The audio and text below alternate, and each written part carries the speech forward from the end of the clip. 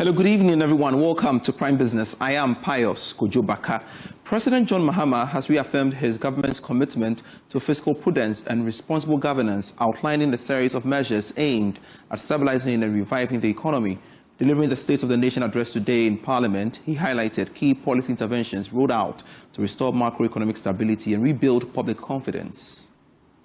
From the outset, we resolved to choose discipline over waste, reform over excuses, and stability over speculation. As a responsible government, our first order of business was to halt the economic hemorrhaging and restore order to our public finances. We tightened expenditure and commitment controls. We improved payables reporting and conducted a comprehensive audit of 2024 commitments to restore credibility and discipline. Mr. Speaker, these measures have begun to deliver some of the most remarkable economic outcomes in decades. Mr. Speaker, as we approach the celebration of our 69th independence anniversary, we do so not only with pride in our past, but also with renewed hope for our future. We are building prosperity through sound policy, responsible governance, and inclusive growth. We are restoring hope by delivering on our promises and proving that good leadership makes a measurable difference in our people's lives. The Resetting Ghana agenda is working. The Accra Reset is gaining momentum. And together they are laying the foundation for a stronger, more resilient, and more prosperous Ghana. Mr. Speaker, our nation is on the runway. It is in takeoff mode. And you are all advised to fasten your seatbelts. Reacting to the address, senior finance lecturer at the University of Cape Coast Business School, Professor Seram Kawo, urged government to channel sustained investment into critical sectors of the economy if Ghana is to surpass the projected $100 billion mark. Speaking to Joy Business, he stressed that achieving the target will require continued fiscal discipline, strategic planning, and prudent resource management. You see, for us to develop and for us to have sustainable development, there is the need for proper planning. It is always said that proper planning prevents poor performance. You must know where the money is coming from and where you are going to use the money. And that comes in handy when you heard the president talk about the value for money office bill that will be passed by the parliament and will be sent to parliament by the Ministry of Finance to ensure that we get value for money and to ensure that our public procurement issues will be revamped, to ensure that whatever that we are doing, we are going to ensure that procurement for single sourcing is only to the extreme. It is one of the sectors that I'm so excited about because it brings out a lot of public funds that are not used for the right purpose. Now, when we want to ensure that we get value for money and to ensure that we grow from one stage to the other, we need to invest in the right sectors of the economy. Right. Education, agriculture. We need to involve ourselves in industry. And that is where the 24-hour economy, making sure that the industries fit into whatever we are doing, is very key. And that is where there is the need for industry to partner educational institutions to train the human resource that they need. That will be required in industry to propel the growth that they want in industry. Meanwhile, the business community wants government to do more with respect to reducing the cost of doing business despite the current gains. Stefan Mazen Abbas is the president of the Ghana National Chamber of Commerce and Industry. It is true. What the business community complain about is true. Fees and charges have gone up. Okay? I mean, you know that recently, even the president has said that, look, they should look at this electricity problem where you buy electricity and in just some few minutes, it's all gone. So all these things are costs to industry. Other tariffs have gone up as well. Even though we know that VAT has technically been brought down, but in as much as it is still cost to private sector.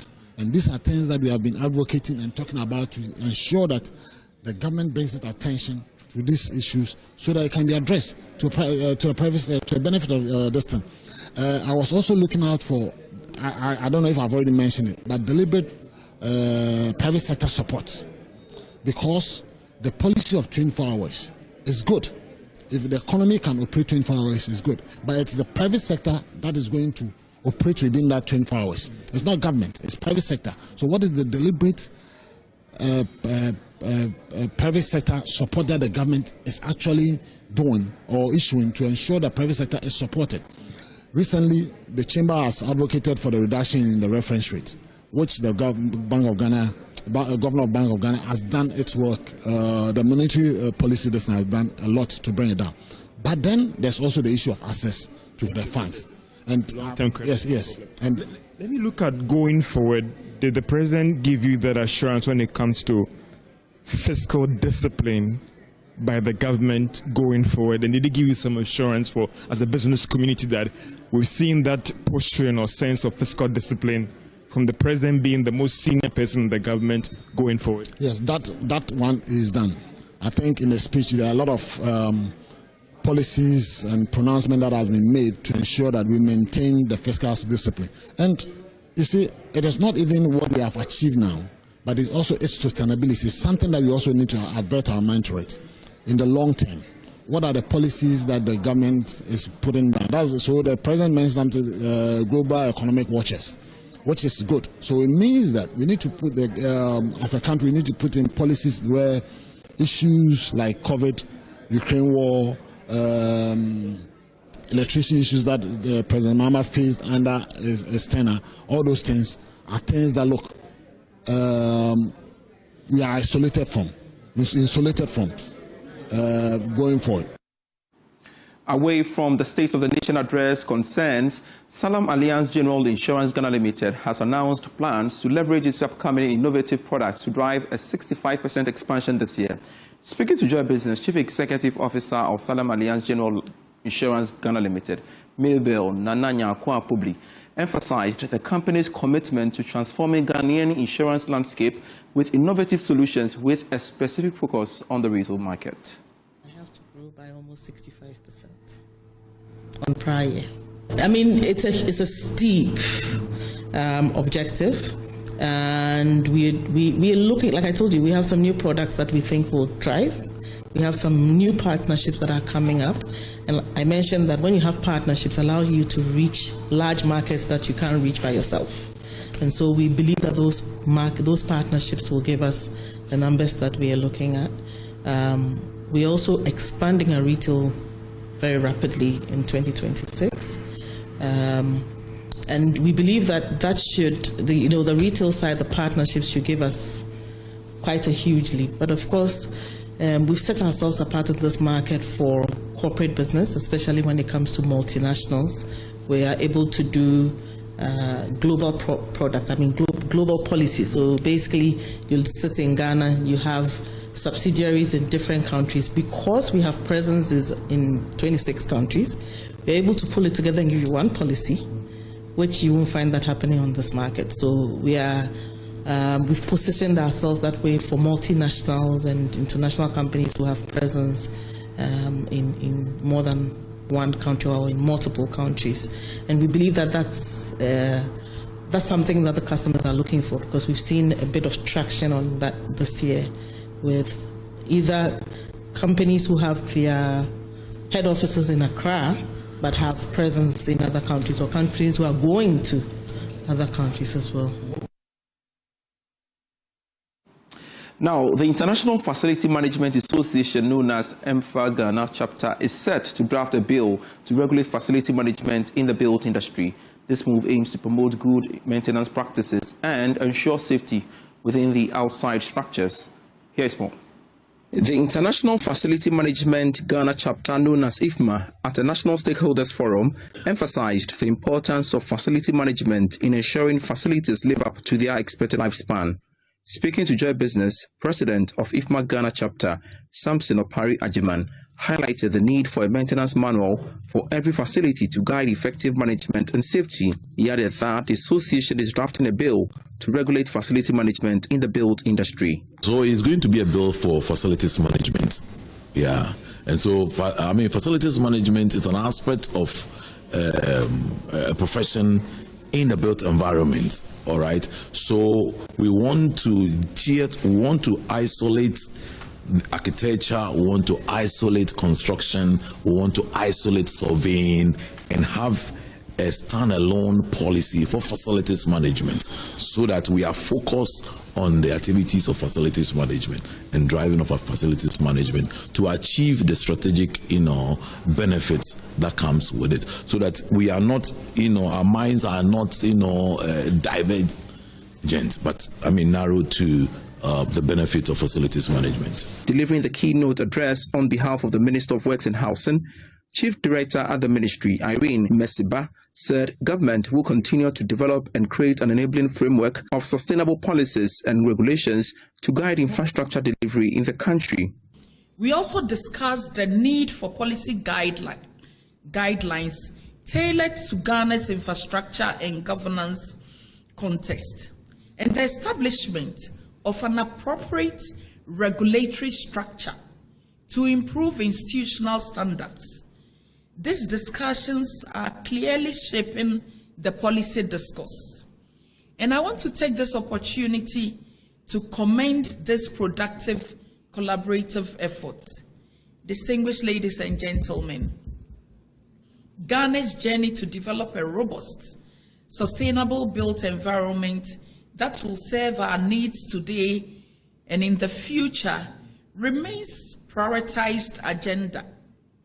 Government will continue to develop and create an enabling environment and also a framework of sustainable policies and regulations to guide infrastructure delivery in the country. IFMA, over the years, have been working with technical universities to introduce facility management courses and is also pushing for public-private partnerships to guarantee long-term maintenance and sustainability. While longer within the housing industry, the executive director of the Ghana Real Estate Developers Association, Samuel Amega-Ibo, has described the new rent bill limiting rent advance to 1 year as fair and necessary intervention to ease the burden on tenants. Speaking to Joy Business, Mr. Amega-Ibo acknowledged that landlords have traditionally demanded 2 years rent advance or more when given the opportunity. However, he stressed that such requirements place a heavy financial strain on many renters, particularly young professionals who are just starting their careers. Landlords normally take 2 years advance now and more if they have the opportunity, but I think they all have to appreciate that it doesn't come easy for people to raise those huge sort of funds just to settle rent, and so they should agree and appreciate that it's a mutual, consideration between parties, and so if they appreciate the need to limit or don't demand for too much at a time, I think it goes a long way to help, especially the young ones who have just started work, and then you settle there with several thousands a month, multiplied by 12 and 24 and all that. I think it was a bit on the high side for people. So for me, I think the 1 year should be fair. The Ghana Hotels Association has called on government to enforce mandatory membership for all hospitality agencies in professional associations, aiming to enhance standards and security within the industry. The appeal was made by the president of the association, Dr. Edward Akanyamike Jr., during the opening ceremony of the association's 13th Biennial Congress. More in this report. This year's Congress of the Ghana Hotels Association not only reflects 5 decades of the association's impact, but also sets the stage for continued collaboration and development within Ghana's vibrant tourism and hospitality landscape. The event in Kumasi highlighted the association's enduring commitment to advancing hospitality and its significant role in Ghana's economy and the tourism sector. It provided a platform for national officers to present reports, engage with delegates, delegate plan strategic initiatives for the upcoming year and conduct elections for new national executives who will steer the association for the next 4 years. President of the association, Dr. Edward Akanyameke, speaking at the event, urged the government to enforce mandatory membership in hospitality associations, arguing that such policies would strengthen guest security, comfort and safety across the industry. One of the things that I regret that we couldn't do within my 8 years, which I need to mention, is about the mandatory membership of hotels association by the various hotels. Okay, as we speak, we have a lot of hotels who are outside the membership of the two main hotels associations in Ghana. You know, we have the Ghana Hotels Association, then we have the Ghana Progressive Hotels Association. We've been pushing for government to make it compulsory for every hotel to belong. Okay, and you see, it borders on the sensitivity of the hotel industry. Talk about security, as was mentioned. Talk about comfort. Talk about safety of our guests. And this is a business that's not only local but international as well. So you have people coming from other countries. Okay? So we cannot allow people to sit on the fence when it comes to regulation. Yes, the GTA will regulate them. And in some cases, they don't even get some of the hotels to regulate. There are unlicensed hotels in the system. These are ways that we as an association can help them. So together, we make sure that every hotel is accounted for. Metropolitan Chief Executive for Kumasi, Richard Oforiajibanbodi, assured of the government's ongoing commitment to enhancing the operations and service standards within the hospitality and tourism industries. As government, we will be with you throughout your programs and policies and make sure that whatever support that you need will provide it so that the hospitality industry can grow and grow to support and grow Ghana. To that end, government is making efforts at making sure that we help in providing the appropriate infrastructure that will enhance the outlook of the hospitality industry. And so we are working on the Accra Marine Drive to make sure that that project goes to help us grow our economy. Here in the Ashanti region and particularly in Kumasi, the president is likely to cut short somewhere in June for the construction of a 4,500-seater international event center, a national theater that will go to enhance the hospitality industry. Ashanti Regional Public Relations Officer of the Public Utilities Regulatory Commission, Richard Esiedu, addressed concerns raised by hospitality agencies regarding the rapid depletion of prepaid electricity meters. The major issue on tariff in Ghana today is about the fast depletion of prepaid meters. And as we are all aware, we have received a lot of complaints around the country on prepaid meters depleting as earlier than expected. And I can assure you that the good news is this morning, the Executive Secretary has summoned the management of Electricity Company of Ghana in Accra, and they are working to resolve the issue. Emmanuel Nkomene's reports for Joy News. The 2026 edition of the African Leadership Magazine Person of the Year Awards opened today in Accra with a strong call for Africans to take ownership of their future and shape the continent's narrative. More in this report. Organized by the African Leadership Organization, the event's due delegate from over 24 African countries to deliberate on how to forge sustainable progress across the continent while shaping a stronger narrative around Africa's identity and history.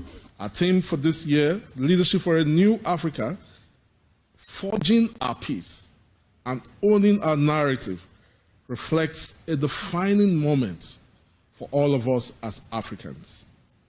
Africa stands today at a powerful crossroad. Across the continent, where we see encouraging signs of transformation, rising entrepreneurial ecosystems, expanding intra-African trade, rapid digital and financial innovation, which we continue to see from Kenya to Lagos, from Nairobi to Lagos, and across the continent. And we see a new generation of young African leaders and thinkers shaping global conversations. On his part, former President of Tanzania and Chairman of the organization, His Excellency Dr. Jakaya Kikwete, stressed the need to harness the continent's ever-growing youthful generation by investing in their skills and businesses. Excellencies, Africa's youth must no longer be viewed as passive beneficiaries of development. They are already driving transformation across our continent. Our responsibility as leaders is therefore clear.